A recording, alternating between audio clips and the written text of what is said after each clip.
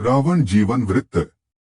इस खंड में सबसे पहले लंकाधिपति रावण के परिवारजन, पूर्वजों, उनके स्वयं के जन्म तथा जीवन वृत्त का उल्लेख किया गया है। दशरथ पुत्र रामचंद्र ने रावण के जीवन वृत्त के बारे में महर्षि अगस्त्य से प्रश्न किया था। तब अगस्त्य जी ने उन्हें जो उत्तर दिया था उसी को यहाँ पर प्रस्तुत किया जा रहा है। रावण का कुल।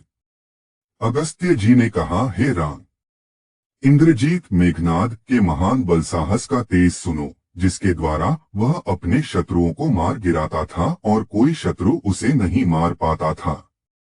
हे राघव, इसका पूर्ण वर्णन करने से पहले मैं आपको रावण के कुल और वर प्राप्ति के संबंध में बताता हूँ।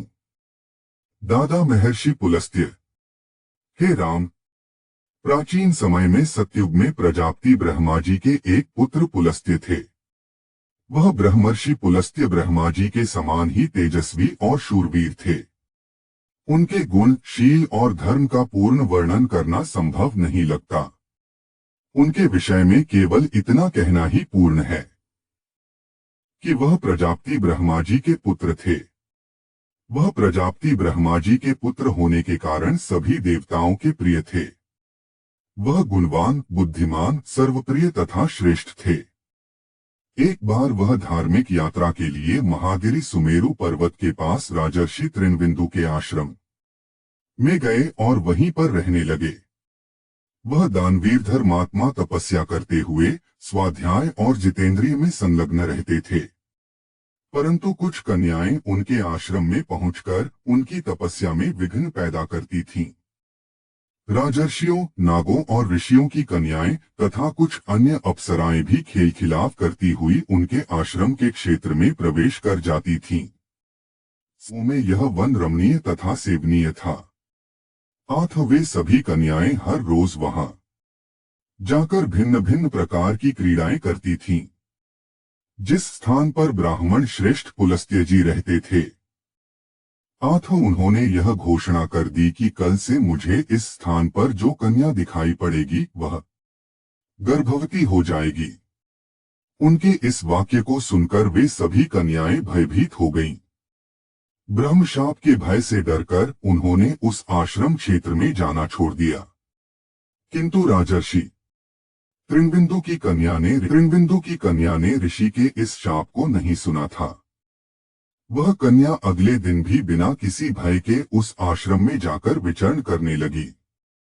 उसने देखा कि वहां उसकी कोई भी अन्य सखी नहीं है।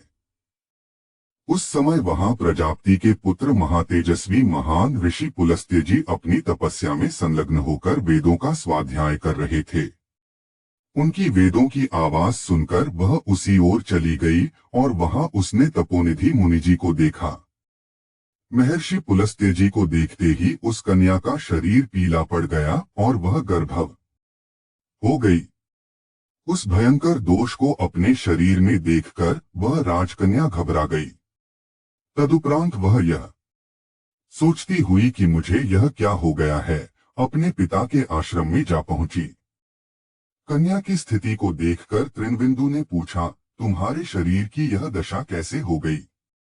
उस समय उस दीन भावापन्न कन्या ने अपने तपस्वी पिता से हाथ जोड़कर कहा, हेता, मैं उस वजह को नहीं जानती जिसके कारण मेरा शरीर ऐसा हो गया है। कुछ समय पहले अपनी सखियों को ढूंढती हुई मैं महर्षि पुलस्त्य के आश्रम में गई थी, परंतु वहां पर मैंने अपनी किसी भी सहेली को नहीं पाया। उस समय ही मेरा शरीर ऐसा विकृत हो गया। यह देखकर मैं भय के कारण यहाँ चली आई हूँ। राजर्षि तृणबिंदु अपनी घोर तपस्या के कारण स्वयं प्रकाशित थे। जब उन्होंने अंतर्ध्यान होकर देखा तो उन्हें यह ज्ञात हुआ कि यह सब कुछ ऋषि पुलस्त्य के कारण हुआ है। महर्षि के शाप को जानने के बाद वे अपनी पुत्री के साथ महामुनि पुलस्त्य जी के आश्रम में पहुंचे और उनसे कहने लगे, हे भगवान, यह मेरी पुत्री अपने गुणों से विभूषित है। हे महर्षि, इसे आप स्वयं अपने आप प्राप्त होने वाली भिक्षा के रूप में ग्रहण कर लें। आप तपस्या तथा आराधना करने के कारण थकान का अनुभव करते होंगे।